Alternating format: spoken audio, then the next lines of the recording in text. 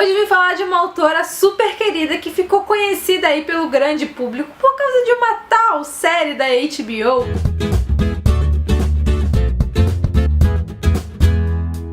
Hey pessoal, tudo bem com vocês? Eu sou a Adrê. Hoje eu vim falar de uma autora super querida minha, que é a Liane Moriarty. Eu conheci a autora em 2014, quando eu tive a oportunidade de ler o primeiro livro dela, publicado pela Intrínseca. E desde esse primeiro contato, eu já percebi que ela gosta muito de tratar de relações familiares. Como se os protagonistas dos seus livros não fossem os personagens em si, mas as relações entre eles. Talvez por isso seus livros sejam tão longos, tão não fluidos no início e com tantos personagens. Eu não sei se é um padrão na sua escrita, já que nem todos os livros dela foram publicados no Brasil ainda, assim espero. Mas ela sempre coloca um fator trágico, de ruptura, que muda completamente a vida dos personagens. E a partir daí a gente vai analisar os personagens, tanto os protagonistas quanto os secundários. Vai conhecer a história de cada um, traçar um pouco da personalidade deles, ver o que aquele dia afetou na vida de cada um, ou as escolhas que eles fizeram que culminaram naquele dia.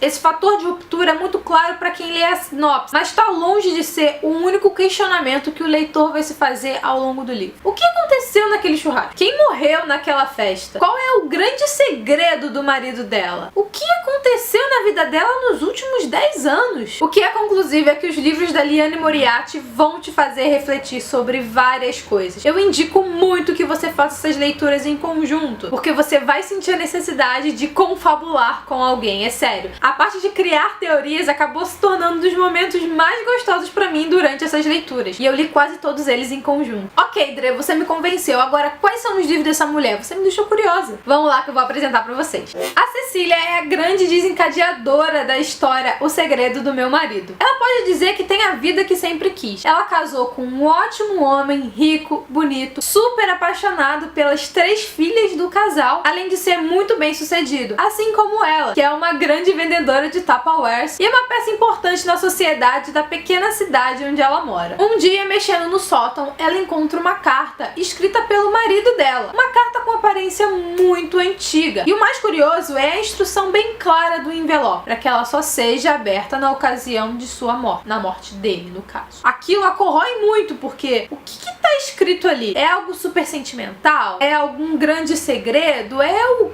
quê? Ela acaba lendo a carta antes do tempo. E eu tenho certeza que ela se arrepende disso, porque ao ler o conteúdo da carta, ela se torna cúmplice do segredo mais sórdido do seu marido. E esse segredo atinge também a vida de outras 2 mulheres. Uma delas é a Rachel. Ela não tem mais motivos para viver. A única coisa que a faz levantar da cama todos os dias é o seu neto. Mas a sua nora acabou de lhe avisar que ela vai se mudar pro outro lado do oceano e vai levar a criança com ela. E ela tá desolada, porque ela de novo não vai ter mais motivos para viver. Já a Tess teve sua vida destroçada pelo destino, ou melhor, pelo seu marido e pela sua prima, / melhor amiga, / quase irmã. Ela sempre foi aquela menina que fez tudo certinho, que não tem nada de errado na sua ficha da vida. E pra quê? O que ela ganhou sendo tão exemplar? A vida dessas 3 mulheres é terrivelmente afetada por essa carta ou pela informação que ela continha. E eu não sei o que eu faria da minha vida se eu fosse a Cecília, porque é um segredo muito cabuloso. E eu não sei se eu manteria aquele segredo pelo meu marido ou se eu contaria. Eu não sei nem se meu casamento sobreviveria àquela informação, mas tudo bem. A minha personagem preferida nessa história foi a Tess, talvez porque o drama dela fosse mais romântico, mais família. Ao mesmo tempo, ela foi a pessoa que eu levei mais tempo pra entender o que tinha a ver com aquela história toda. Alguns outros pontos foram bem fáceis de se ligar. E o prólogo? Ai, gente, o prólogo desse livro é a coisa mais linda e fofa do mundo. Se todo livro tivesse sido uma porcaria, ele teria valido a pena por aquelas poucas páginas. Pequenas Grandes Mentiras é com certeza o livro mais famoso da autora, porque ele virou uma série da HBO e que tá vindo aí também uma 2ª temporada. Eu achei que esse livro ficaria muito perfeito na adaptação, mas não me prendeu. Não sei se porque eu já conheci conhecia a história, enfim. Eu acho que a dinâmica do livro foi muito mais interessante. Pequenas Grandes Mentiras se passa numa cidadezinha e a gente vai conhecer uma sociedade que gosta muito, mas muito de viver de aparência. Eles são todos ricos, bem-sucedidos, têm vidas perfeitas. Só que não, né? A Madeleine tá no seu segundo casamento. E ela tá super feliz com o seu marido, a sua filha mais nova e a filha mais velha, que veio do primeiro casamento. Mas ela tem um sério problema com o ex-marido. A primeira coisa é que agora a filha decidiu morar com o pai e com a madrasta, que é meio hippie, toda natureba, chegada a um yoga, e ela não suporta a mulher. Pra piorar, a filha mais nova dele vai estudar com a filha mais nova dela. Eles estão no jardim de infância ainda, mas é o suficiente pra ela ter que encontrar aquela mulher toda hora. Ela é uma mulher super decidida, gosta de fazer a sua voz aparecer na sociedade, mas ela tem algumas polaridades com outras mulheres. Eu acho que essa mulher tem super problemas com ela mesma. Ela precisa botar mais a mãozinha na consciência e falar, meu Deus. A Celeste é aquela mulher que todas queriam ser. Bonita, magra, mãe de gêmeos, com um marido super romântico e atencioso. Ela deveria ser uma advogada super bem sucedida, mas acabou abrindo mão da carreira para cuidar da família dela. E esse casamento super maravilhoso esconde alguns segredos que são bem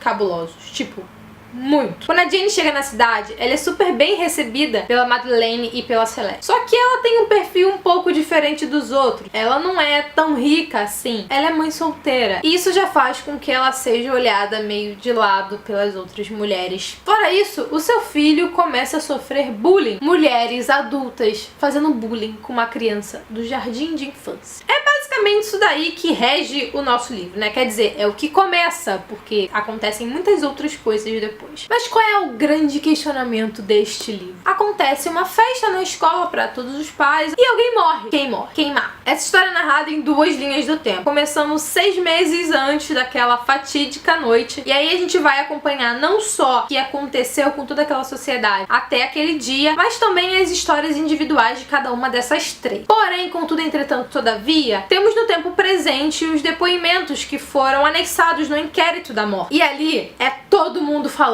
Então no início é um monte de nome que você não consegue associar quem é essa pessoa, qual é a ligação dela com quem, o que ela faz, o que ela é. Então é muita informação no início e você fica meio crazy. Mas depois que você começa a entender, consegue fazer ligações entre todos eles, filho, a leitura flui, mas flui numa velocidade. E como a gente tá falando de uma sociedade que gosta muito de viver de aparências, o livro faz muitas críticas à nossa própria sociedade. As críticas sociais da Liane sempre são maravilhosas. E aqui nesse livro fala muito da questão de como a gente cria os nossos filhos. Será que a gente tá fazendo certo? Será que a gente tá fazendo errado? Não que existe uma fórmula, mas existe o menos pior. É alguns dos muitos questionamentos que também são abordados num nível muito menor em Até que a Culpa Nos Separe.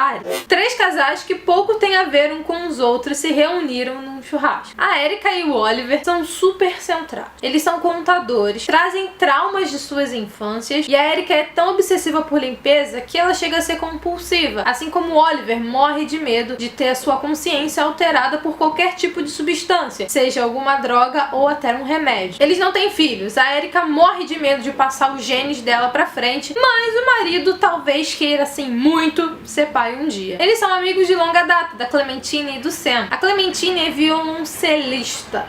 Ela toca violoncelo. Ela tem uma vibe mais livre, mais deixa a vida fluir. E elas são amigas desde a infância. A Clementine e o Sam têm 2 filhas pequenas. E quem olha de fora acha que eles são uma família muito linda, muito perfeita, muito fofa. Mas não existe família perfeita. A gente não aprende isso. O Vid e a Tiffany são os anfitriões do churrasco. Eles têm uma filha pequena também e acabam convidando a Erika assim meio que no impulso. E aí, como a Erika já tinha marcado com a amiga, acaba convidando ela pra ir também. Na verdade, ninguém queria estar naquele churrasco, só o Vid. E no final de tudo, eles ficam ainda mais arrependidos de ter passado aquela tarde juntos. Ah, e a par de todos eles tá o Harry. Ele é um velho chato que reclama de tudo, que não tem família. Ninguém gosta do Harry. A tarde começa super alegre, descontraído, talvez um tentando forçar um pouco mais a barra, querendo ser um pouco mais simpático. Rola muita bebida alcoólica e acontece alguma coisa que eu não sei você não sabe, só eles sabem. E eles fazem um mistério, mas um mistério pra contar pra gente. Mas a questão do livro não é o que aconteceu, não é o grito, não é. A questão é tudo ao redor. É a relação que você tem com o seu cônjuge, com a sua melhor amiga, a forma como você vê os seus vizinhos, o como você se vê e o que você quer que as outras pessoas vejam e quando você quer que elas vejam algo que você não é. Na minha opinião, esse foi o livro mais demorado, menos instigante, o que demorou mais pra eu poder querer ter vontade de ler o livro. Porque os personagens não são aqueles que te criam empatia. Eu não gostei de nenhum desses personagens. A relação da Erica e da Clementine é totalmente tóxica. Eu não consigo entender nem as duas como amigas, nem elas individualmente. As mães delas também não são as melhores pessoas do mundo. Cada uma na sua particularidade tem sérios problemas e isso com certeza influenciou no que as filhas se tornaram e criou um ciclo ali meio vicioso que eu espero que não seja passado para as crianças. Assim como nos outros livros, a Liane também aborda alguns assuntos muito interessantes, mas ela nunca aprofunda muito as histórias. Ela dá uma pincelada, te oferece informação suficiente para te fazer refletir sobre aquilo. Mas em alguns momentos é tão sutil o que ela tá te mostrando, se você não estiver atento, você perde. A não ser que aquilo entre no seu inconsciente, te leve a refletir depois e...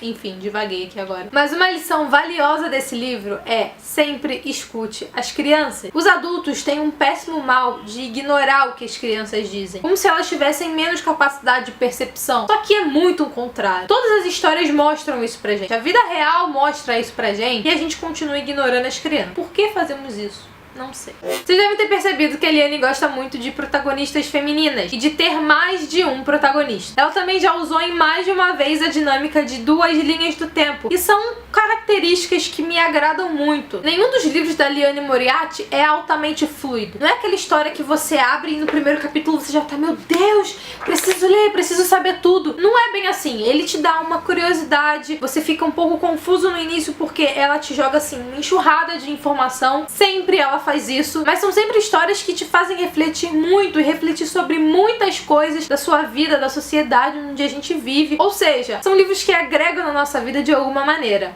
Esse mês a Intrínseca tá trazendo mais um livro da Liane pra gente, O que a Alice Esqueceu. A nossa protagonista vai ser a Alice, uma mulher de 29 anos, que tá esperando seu primeiro filho, tem um marido super amoroso, se dá muito bem com a sua família, só que ela acaba acordando numa cama de hospital com um lapso de memória de 10 anos. Eu tô muito curiosa pra ler essa história. E fiquei ainda mais curiosa quando eu descobri que esse livro não é inédito no Brasil. A Leia publicou As Lembranças de Alice há muito tempo atrás. E eu descobri esse livro na livraria, tipo, passeando. Isso deve ter uns 4, 5 anos. E esse livro ficou na minha lista de desejados por muito tempo. Eu comprei, não li e agora ele vai ser relançado. Gente, eu já amava a Liane Moriarty muito antes de qualquer coisa. E aí, vocês já conheciam a Liane Moriarty? Conheciam todos os livros dela ou só Big Little Lies? Eu espero que esse vídeo tenha instigado vocês a ler todos os livros. E se você precisar de um amigo pra conversar sobre as histórias, pode ir lá no meu Instagram e me chamar que eu vou falar com vocês, tipo, muito feliz mesmo. É isso, gente. Beijos.